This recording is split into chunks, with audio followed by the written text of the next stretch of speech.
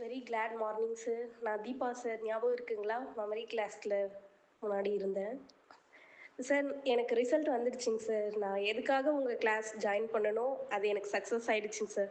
Actually நான் வந்து pass ஆகணும்னு சொல்லிட்டு தான் நான் உங்களை கேட்டு ஜாயின் பண்ணேன். சர்ப்ரைஸ்லி நான் தான் first mark sir. Circle first mark. Circle first மார்க்கில் 3 பேர் இருந்தோம். அந்த 3 பேரில் date of birth age wise போடும்போது ரேங்க் படி நான் 3rd ரேங்க்கு. ஆனால் மார்க் 3 பேரும் சேம் மார்க் சார். இது எல்லாம் நடந்தது உங்களால். நான் வெறும் பாஸ் ஆகணுன்ற எண்ணம் மட்டும்தான் வச்சுருந்தேன். ஆனால் நீங்கள் ஒரு நாள் கிளாஸில் சொன்னீங்க, ஒரு ஒரு தம்பி ஒருத்தவங்க சொன்னால் எனக்கு 10th 450 மார்க் எடுக்கணும்னு.